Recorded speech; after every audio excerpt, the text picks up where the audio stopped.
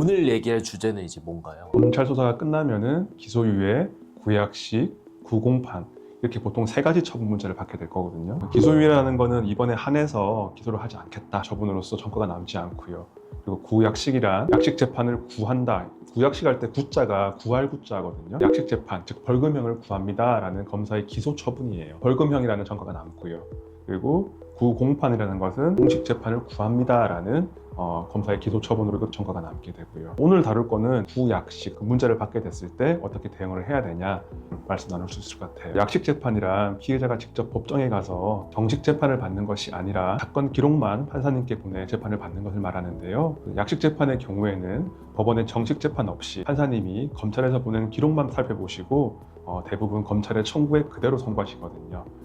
다만 중요 사건의 경우에는 이것이 벌금형이 적당하지 않다라고 생각하시면 정식 재판에 회부되는 경우도 있어요. 약식 기소까지만 나오면 다행히. 그래도 한 고비를 좀 넘겼다라고 생각할 수 있는 부분이에요. 저희가 진행했던 사건 중에서는 이제 공무원으로 아주 오랫동안 성실하게 근무하셨던 분이신데 100만 원 이상의 벌금형을 받게 되면은 공무원 승진에서 누락되는 경우가 있었거든요. 100만 원 이상의 벌금형이 충분히 나올 수 있는 상황이었거든요. 저희가 잘 준비해가지고 그때 80만 원 벌금형으로 해가지고 승진하시는데 아무 지장 없도록 해서 잘 승진하셨어요. 약식 기소했을 때 벌금 청구액을 확인할 수 있는 방법이 있어요? 제일 궁금한 게 약식 기소돼서 다행이다라고 생각하지만 과연 벌금액이 얼마 나왔을까? 그리고 어떤 일정 수준의 벌금액 이상 나오시면 안 되는 분들이 계시잖아요.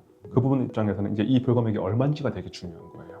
그 약식 기소 문자에는 이 사건이 약식 기소되었습니다 라는 내용만 있지 그 금액은 나와 있지 않아요. 그 청구액을 확인하고 싶으시면은 검찰청 콜센터 1301로 연락하셔가지고 담당 검사실 확인 후에 처분 결과를 문의하면은 확인이 가능하거든요. 중요 사건 외에 대부분 사건들은 청구액으로 결정되기 때문에 이 정도 금액이 벌금으로 나오겠구나 라고 생각하시면 돼요. 그리고 법원의 약식 명령을 받으면은 7일 이내에 정식 재판 청구 결정을 해야 되는데요. 일정 이상 벌금액이 나오면은 중대한 불이익을 받으신 분들 같은 경우에는 미리 검찰의 청구액을 확인해 주는 것이 바람직해요. 내 죄를 인정하고 있는 사건 같은 경우에 약식 기소 문자를 받으면 벌금만 내면 되는 건가요? 많이들 오해하시는 부분인데요. 약식 기소는 검찰이 법원에 이 정도의 벌금형을 선고해달라는 검찰의 요청이지 법원의 판결이 아니거든요. 약식 기소 문자 이후 보통 3개월 정도 지난 다음에 법원이 검찰에서 보낸 기록 등을 검토한 다음에 약식 명령을 내리게 되는데요. 그때 선고된 벌금액을 확인하시고 벌금을 내시면 되고요.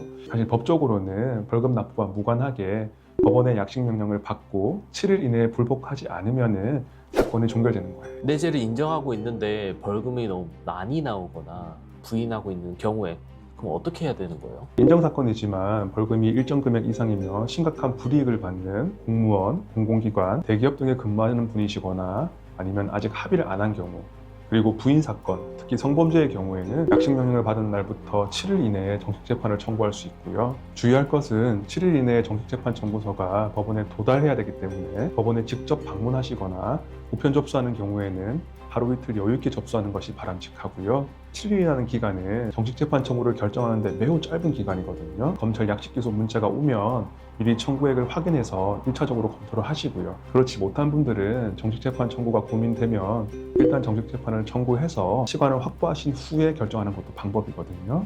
왜냐하면은 정식 재판을 청구한 다음에 취하해도 기존 벌금액만 확정될 뿐이지 불이익이 없어요. 그리고 정식 재판을 청구하면은 사건 기록 확인이 가능하거든요.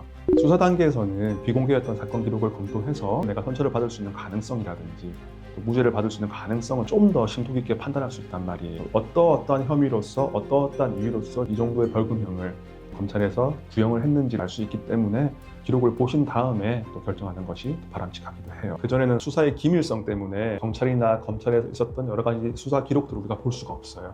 그렇지만 무기 대등의 원칙이라든지 피의자의 방어권 차원에서 법원에 넘어가는 순간 우리가 이제 그것들을 다 볼 수 있단 말이에요. 수사 단계에서 비공개였던 사건 기록을 검토해서 우리가 지금 합의를 했지만은 피해 회복 여부에 대해 가지고 명시적으로 좀 반영이 안 됐다든지 피해자라든지 어떤 참고인의 일방적인 지술만으로 예를 들면 이것이 지금 기소됐다 라고 하면은 그런 것들을 통해 가지고 무죄 가능성을 판단하신 후에 결정하는 것이 바람직해요. 내가 생각한 것보다 벌금이 높거나 사건을 부인하고 있다면 변호사를 선임해야 되는 거예요? 일정 금액 이상이면 신분상 불이익을 받으시는 분들이거나 아직 합의를 하지 않은 경우에는 단순히 벌금을 줄이고자 변호사를 선임하는 것은 바람직하지 않고요. 대부분의 경우에는 줄어드는 벌금액보다 변호사비가 더 비쌀 테고요. 합의 등 특별한 경우가 아니라면은 벌금이 대폭 줄어드는 경우는 실무적으로 드물거든요. 다만 부인 사건의 경우에는 공판 단계라도 경우에도 변호사 선임하는 것이 바람직한데요. 본론적으로는 부인하는 사건 같은 경우에는 정식 재판 회부하셔가지고 피고인 혼자서 사실 다툴 수도 있죠. 경찰과 검찰이라는 수사기관의 1차, 2차 판단을 피해자 혼자서 뒤집기라는 것은 사실상 불가능하고요. 부인 사건의 경우에는 공판 단계라도 변호인을 선임하셔가지고 변호인의 조력을 받으시는 것이 바람직해요. 정식 재판을 회부하게 되면은 어느 정도로 선처받거나 무죄를 받을 수 있는 거예요? 구약식 기소의 경우에는 정식 재판으로 회부하면은 실무적으로 무죄율이 한 5% 정도 되고요.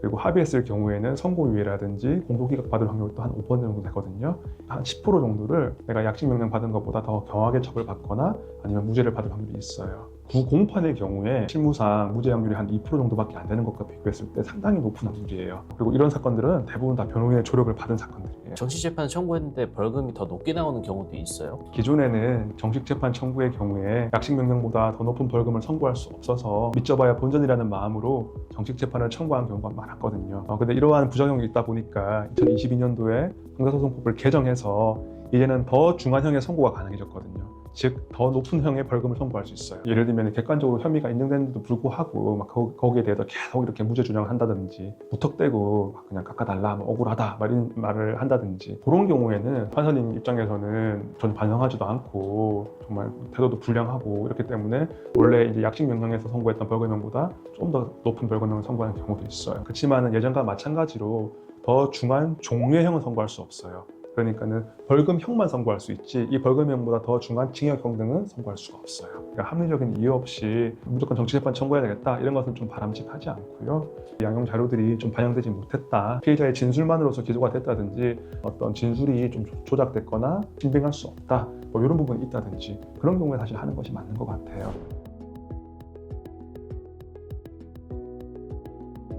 많은 분들이 정식 재판 청구를 해야 하는지 고민하시며 상담을 요청하시는 내용이라 이번 영상 만들어 보았는데요. 이번 영상 유익하셨다면 구독과 좋아요 그리고 주변 지인분들께 많은 공유 부탁드리겠습니다. 감사합니다.